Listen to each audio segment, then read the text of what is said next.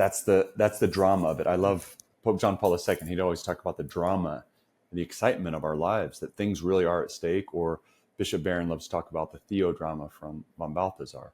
So we have a part to play. We're trying to discover, who am I? What is my personal mission? What is my personal vocation? What is going to be my state in life? These are all real questions, and they're important questions. And I love seeing the exciting element of that, to say, yeah, things really are at stake. Like, this isn't just a game that we reset.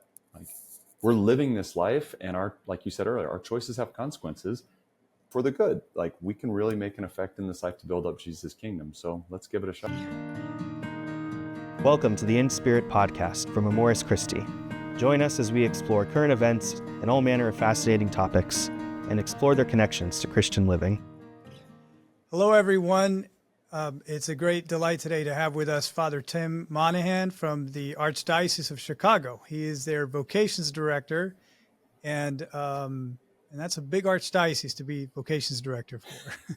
And they've got a lot of priests and a lot of vocations, though I know he always wants more for the church. But he's done some amazing work, and so thank you, Father Tim, for being here today.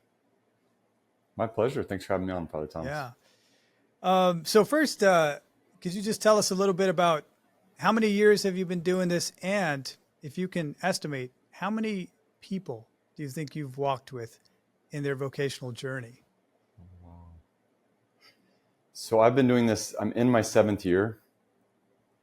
Estimation. Yeah, let's go with 100 easily, because it's going to be higher, but it's very beautiful being in vocation ministry full time, because there are brief conversations there. I've walked with a guy for 5 years. I've walked with guys who discerned in the seminary, really did a good job, discerned out, and I did their wedding. So there are all sorts of surprises in the way that Jesus leads souls. So yeah, I'd say 100 just to be safe. Yeah. Awesome. So that's 100 souls that you've helped in that process. Something that I've been kind of narrowing in on, a specific thing, which is indecisiveness.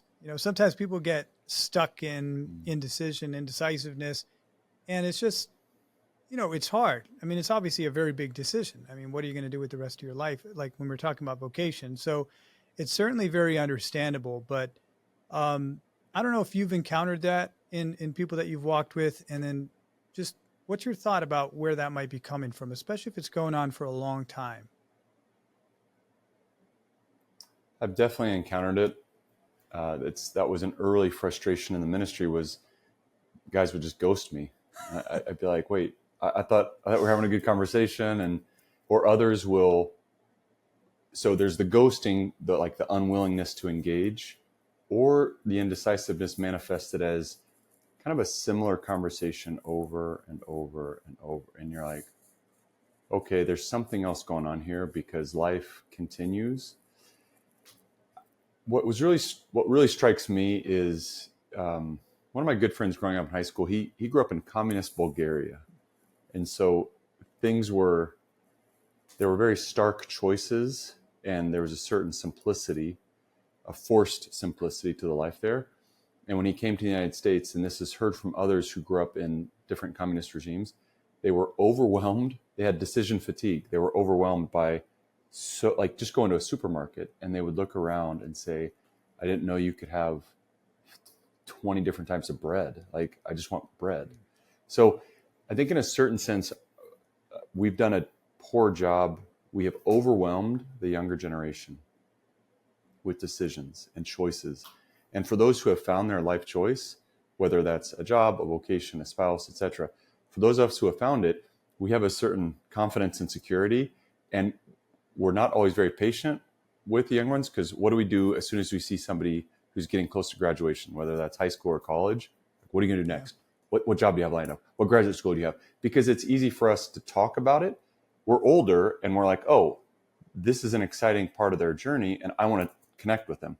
But I know those who are in that situation, which are like, I have no idea. Why are you asking me this? And basically every adult asks me this, and it's frustrating and confusing. So I think there's just I think there's so many choices, and adults, we've done a poor job. We've kind of fed into the illusion that somehow you're supposed to have it all figured out at an early age, which isn't fair. That's a really insightful point, which honestly I've never really thought about. I mean, it's so maybe you can say for most of history in most parts of the world, necessity would kind of dictate what you have to do, and then you have to adapt to what necessity calls for. You've got to rise up to the occasion of whatever it is. Yeah. But here you've just got wide open horizons before you, and then everybody's just like, what are you going to choose? What are you going to choose? What are you going to do? And I guess that's puts an extraordinary amount of pressure on a young person,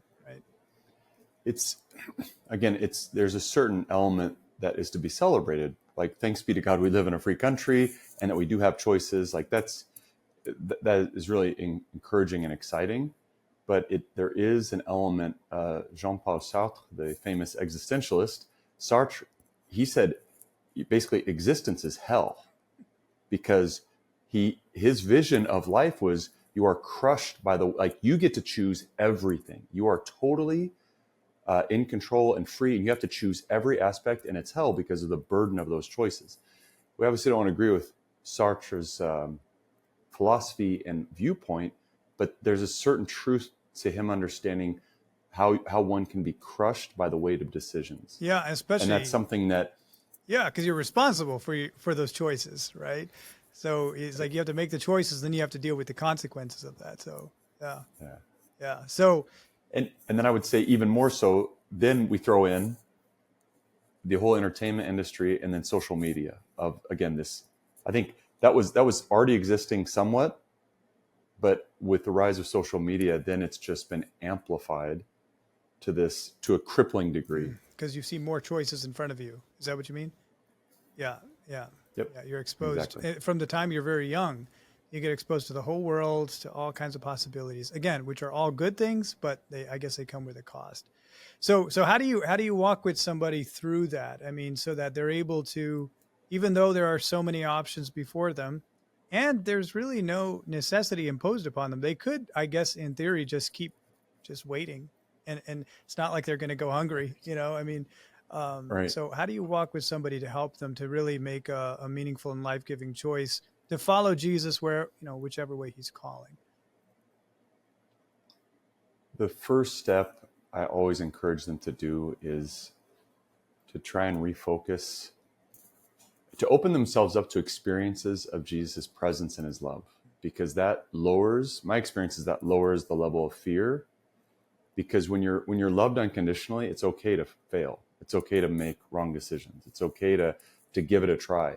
There's a secure foundation, which is our identity as beloved children. So that has to be the starting point. It was for me. I mean, I was a finance major in college. I was in a contemplative monastery for 10 years. I've tried all sorts of different things. And even, it's interesting, as vocation director, I've tried so many different things that have failed rather spectacularly. And for me, it's always coming back to, okay, Jesus, you're here with me. You're not judging me. You're loving me. You're encouraging me.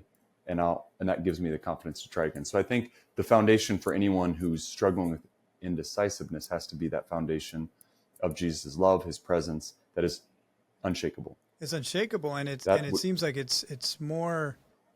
It makes something beautiful out of the missteps and the failures. I mean, as you're sharing about your own background, it sounds like, I mean, I guess because I also know you a little bit. I mean, all of those things contributed to who you are today. Like, he used all of that, right?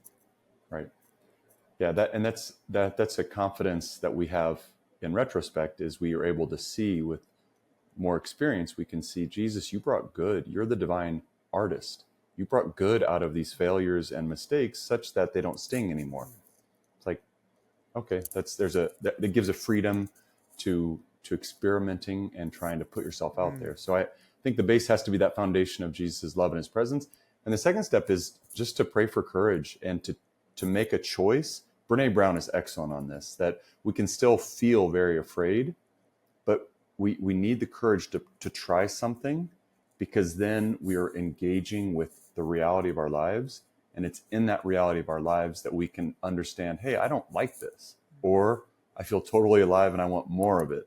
But that's only going to happen when we experience it and put ourselves out there. And that takes courage. I love that.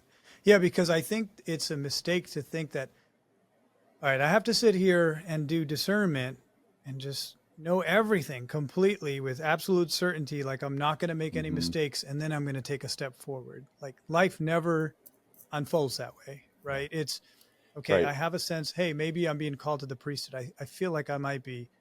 So I'm going to take a step, like what I'm going to join. And then as I join seminary or whatever, the first steps would be, I can get a sense of how I feel and then do ongoing discernment in that. And then if I discern, like you said, I'm sure lots of guys, and I know there's lots of guys who discern out of seminary, but they look back at seminary and it's something beautiful because they took a step trying to follow what they understand to be God's will, right? Which ultimately that's what Jesus is inviting every one of us into. It's an attitude of profound trust, which that's biblical faith. Like that's what Jesus is asking. He's just trust me for this next step. I won't let you down. I'll take care of you. Work with me. And when we do that, it is amazing what can open up in our lives. And it's something that the more we practice it, the better we get at trust. And so it is scary. And it's easy for those of us who have kind of already found our state in life to just say, oh yeah, give it a shot. It's scary. A lot is on the line. You will make sacrifices. But again, when there's that foundation of Jesus' love and of his presence and supportive relationships who can encourage you, good will come from it regardless. So even if you're afraid, I guess what you're saying is, even if you're afraid, that's normal. You're going to be afraid. You're going to feel fear, but place your trust in him and take a step, and then his love will guide you through it all. All right. And I think it's important to understand it's just the way it works for all of us, because I think another difficulty with our current culture is the illusion of control. We want control of all aspects. And I remember I was a senior in college and I was in Eucharistic Adoration, and I was coming to a point where I was like, I think, Jesus, I really think you're asking me to go to seminary. And so I came to this hilarious point in prayer. I was like, all right, Jesus, just let me know with absolute certainty that you want me to go to seminary, and I will go. And I just felt like Jesus kind of gently laughing and saying, it doesn't work like that. Like, if you had absolute certainty, there would be no faith. You wouldn't be trusting me. And I want you to grow in trust with me. So I'm giving you certain signs. I've given you kind of enough evidence to have the courage to make the choice. But that's part of trust, is you're going out there in faith without absolute certainty. That's powerful. Yeah, because if you got everything, then you wouldn't need faith. If you exactly. Yeah. Exactly. Well, yeah.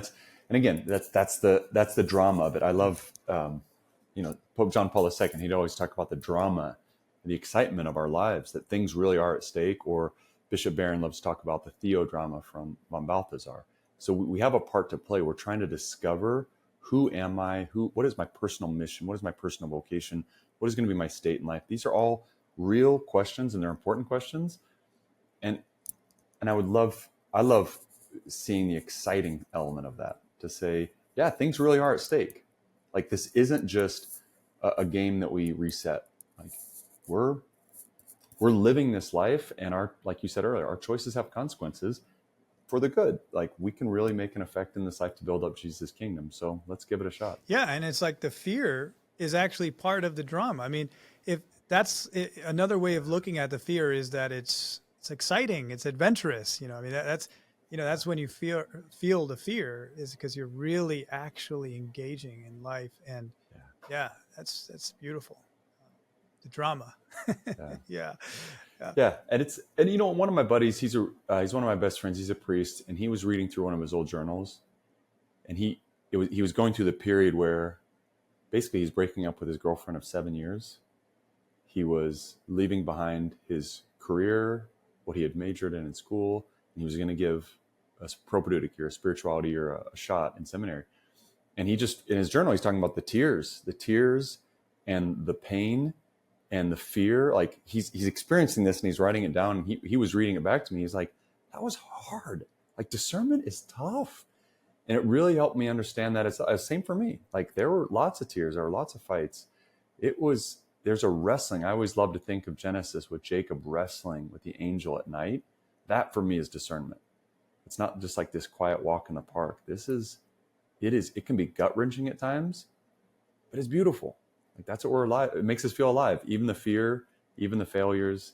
Again, when it's surrounded by Jesus' presence and his love, such good can come from it. Yeah. And it's ongoing. Mm-hmm. Yeah. Any last words that you'd like to say maybe to anyone out there who is kind of stuck in indecisiveness in terms of vocational discernment? Any encouragement or? You don't have to do it alone.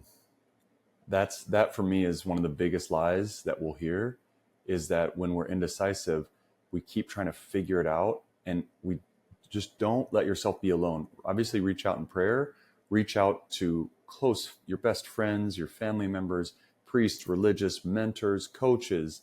Like there are so many people who care about you and want to support you. Yes, the decision has to be your own. Nothing can replace that, but you don't have to wrestle alone. Like take advantage of all the friendships and relationships you already have so that you can be encouraged to take that next step, whatever it might be. Terrific. Father Tim, thank you so much. Thanks for your time. Thanks for your wisdom, and most of all, the heart. I mean, we can feel the love that you have for all the people that you're walking with. So thank you. Thank you, Father Thomas. Real pleasure to be on this podcast, and please know my prayers for you and for your ministry. Thank you for joining us on this episode of the InSpirit podcast. InSpirit is an initiative of Amoris Christi, an apostolate dedicated to lay spiritual formation. For more information and to keep up to date, you can visit our website at amorischristi.org and follow us on social media.